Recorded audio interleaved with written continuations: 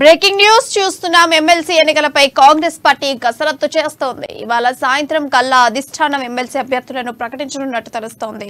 CM Revanth Reddy ఢిల్లీలో సోనియా ఖర్గేతో భేటీ అయి MLC అభ్యర్థులపై నిర్ణయం తీసుకున్నారు. అభ్యర్థుల ప్రకటనపై సమాలోచనలు జరిపారు.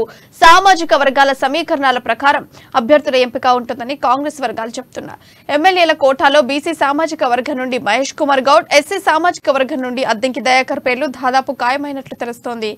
గవర్నర్ కోటాలో తెలంగాణ ఉద్యమ నేత, తెలంగాణ జనసమితి అధ్యక్షులు ప్రొఫెసర్ కోదండరాం, అమీర్ అలీ ఖాన్, జాఫర్ జావేద్, మస్కత్ అలీ పేర్లను పరిశీలిస్తున్నారు.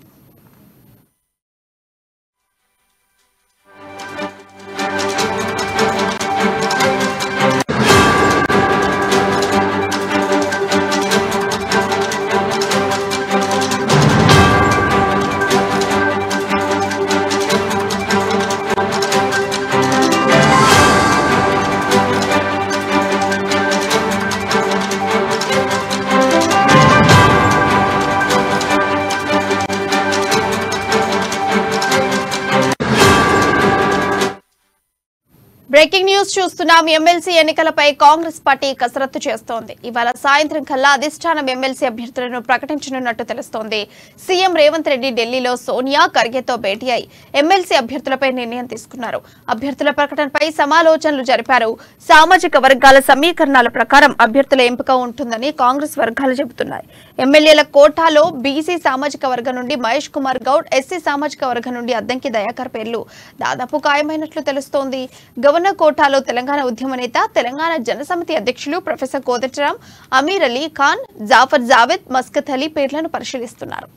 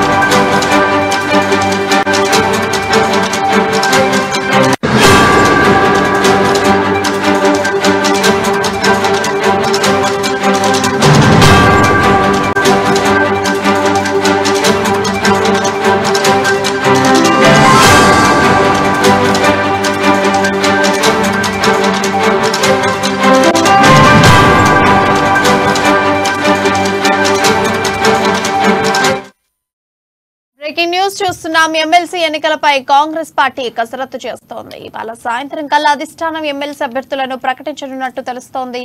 సీఎం రేవంత్ రెడ్డి ఢిల్లీలో సోనియా ఖర్గేతో భేటీ అయి ఎమ్మెల్సీ అభ్యర్థులపై నిర్ణయం తీసుకున్నారు. అభ్యర్థుల ప్రకటనపై సమాలోచనలు జరిపారు. సామాజిక వర్గాల సమీకరణాల ప్రకారం అభ్యర్థుల ఎంపిక ఉంటుందని కాంగ్రెస్ వర్గాలు చెబుతున్నాయి. ఎమ్మెల్యేల కోటాలో బీసీ సామాజిక వర్గం నుండి మహేష్ కుమార్ గౌడ్, ఎస్సీ సామాజిక వర్గం నుండి అద్దంకి దయాకర్ పేర్లు దాదాపు ఖాయమైనట్లు తెలుస్తోంది. గవర్నర్ కోటాలో తెలంగాణ ఉద్యమ నేత, తెలంగాణ జనసమితి అధ్యక్షులు ప్రొఫెసర్ కోదండరాం, అమీర్ అలీ ఖాన్, జాఫర్ జావేద్, మస్కత్ అలీ పేర్లను పరిశీలిస్తున్నారు.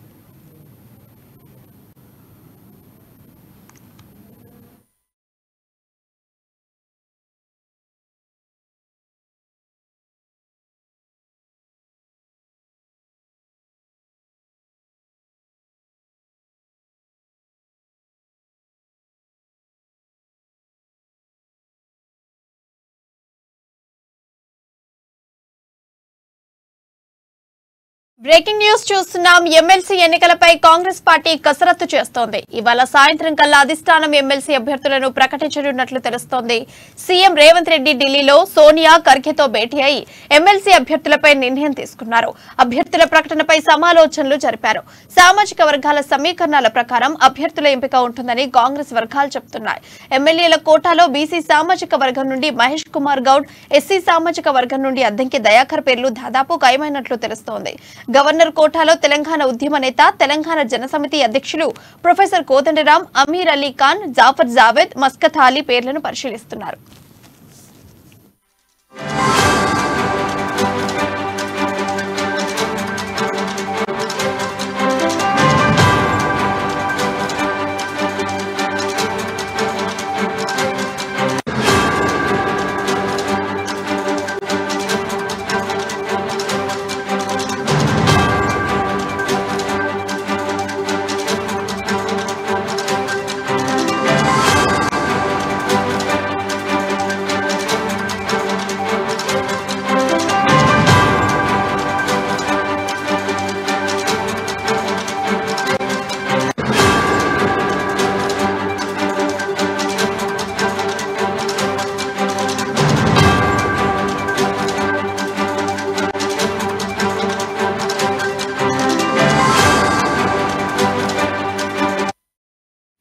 ఎమ్మెల్సీ ఎన్నికలపై కాంగ్రెస్ పార్టీ కసరత్తు చేస్తోంది. ఇవాళ సాయంత్రం కల్లా అధిష్టానం ఎమ్మెల్సీ అభ్యర్థులను ప్రకటించనున్నట్లు తెలుస్తోంది. ఇక సీఎం రేవంత్ రెడ్డి ఢిల్లీలో సోనియా ఖర్గేతో భేటీ అయ్యి ఎమ్మెల్సీ అభ్యర్థులపై నిర్ణయం తీసుకున్నారు. అభ్యర్థుల ప్రకటనపై సమాలోచనలు జరిపారు. సామాజిక వర్గాల సమీకరణాల ప్రకారం అభ్యర్థుల ఎంపిక ఉంటుందని కాంగ్రెస్ వర్గాలు చెబుతున్నాయి. ఎమ్మెల్యేల కోటాలో బీసీ సామాజిక వర్గం నుండి మహేష్ కుమార్ గౌడ్, ఎస్సీ సామాజిక వర్గం నుండి అద్దంకి దయాకర్ పేర్లు దాదాపు ఖాయమైనట్లు తెలుస్తోంది. గవర్నర్ కోటాలో తెలంగాణ ఉద్యమ నేత, తెలంగాణ జనసమితి అధ్యక్షులు ప్రొఫెసర్ కోదండరాం, అమీర్ అలీ ఖాన్, జాఫర్ జావేద్, మస్కత్ అలీ పేర్లను పరిశీలిస్తున్నారు. ఈ అంశానికి సంబంధించిన సమాచారం మా ప్రతినిధి రాంబాబు లైవ్ ద్వారా తెలియజేస్తారు. రాంబాబు, చెప్పండి, అప్డేట్స్ ఏంటి?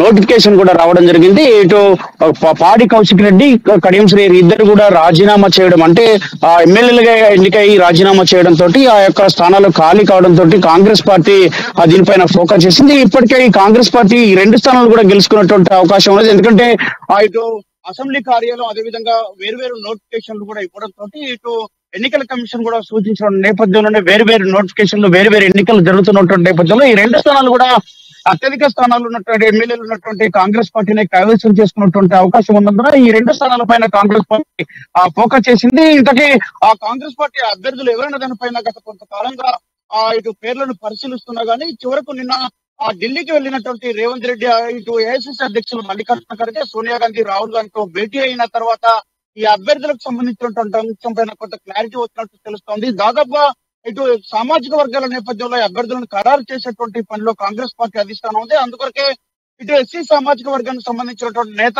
ఇటు తుంగతుర్తి టికెట్ ఆశించి భంగపడ్డటువంటి అద్దంకి దయాకర్కే దరిదాపుగా ఈ ఒక ఎమ్మెల్సీని కూడా ఇస్తున్నట్టు కూడా తెలుస్తా ఉన్నది. మరొక స్థానాన్ని ఇటు నిజామాబాద్ అర్బన్ కి సంబంధించినటువంటి టికెట్ ను కూడా ఆశించి భంగపడ్డటువంటి TPCC working president Mahesh Kumar Goud పేరు కూడా దాదాపుగా ఖరారు చేసినట్టు తెలుస్తోంది.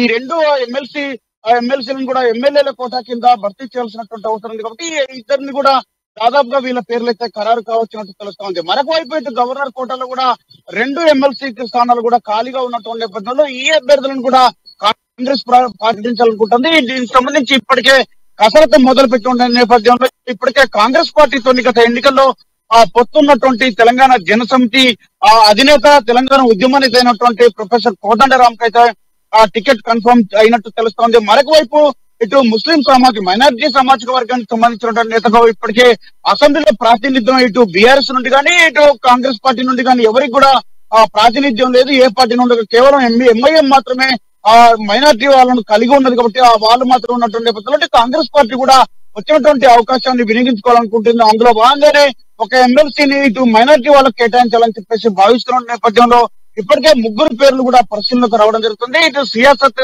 ఎడిటర్ కొడుకైనటువంటి అమీర్ అలీ ఖాన్, అదేవిధంగా మరొక వైపు ఇటు జాఫర్ జావేద్, అదేవిధంగా ఇటు మరొక నేత పేరు కూడా మక్కతల్లి పేరు కూడా రావడంతో ఈ ముగ్గురిట్లో ఎమ్మెల్సీకి సంబంధించినటువంటి మైనార్టీ నేత ఎవరో ఒకరు కూడా కన్ఫర్మ్ అయ్యేటటువంటి అవకాశం ఉంది. కాబట్టి ఇటు ముస్లిం మైనార్టీకి సంబంధించినటువంటి ఒకరు, ఇటు ప్రొఫెసర్ కోదండరామ్ ఒకరు, ఇద్దరు పేర్లు కూడా దాదాపుగా ఎవరో ఒకరైతే కన్ఫర్మ్ అయ్యేటువంటి అవకాశం ఉన్నటువంటి నేపథ్యంలో ఈ నెల 18 వరకు ఈ యొక్క నామినేషన్ సంబంధించినటువంటి ప్రక్రియ ఉన్నది. 22 నాడు దానికి సంబంధించినటువంటి నామినేషన్ విత్డ్రా సంబంధించినటువంటి ప్రక్రియ. మరొక వైపు 29 నాడు ఎన్నికలు జరుగుతాయి. అదే రోజు కూడా ఈ యొక్క ఫలితాలను ప్రకటిస్తారు. కాబట్టి దాదాపుగా ఎమ్మెల్సీ స్థానాలకు సంబంధించినటువంటి ఎమ్మెల్యేల కోటకు సంబంధించినటువంటి అంశంలో ఆ ఎన్నికలు అయితే జరిగేటువంటి అవకాశం లేదు. ఎందుకంటే వేరే వేరే నోటిఫికేషన్ లో ప్రకటించడం తోటి 65 స్థానాలు అంటే 64 స్థానాలు కాంగ్రెస్ పార్టీకి, ఒక స్థానం దాని మిత్రపక్షమైనటువంటి సిపిఐ పార్టీకి 65 స్థానాలు ఉన్నటువంటి నేపథ్యంలో ఆ 2 స్థానాలు కూడా కాంగ్రెస్ పార్టీకి అవసరం చేసుకున్నటువంటి అవకాశం ఉన్నటువంటి నేపథ్యంలో దాదాపుగా ఈ యొక్క 2 స్థానాలు కూడా కాంగ్రెస్ పార్టీకే వచ్చేటువంటి అవకాశం ఉంది. కాబట్టి ఈ యొక్క అభ్యర్థుల ప్రకటన ఈ రోజు సాయంత్రం కల్లా కాంగ్రెస్ పార్టీ అయితే ప్రకటించేటువంటి అవకాశం అయితే కనపడతా ఉన్నది. Rambabu for updates.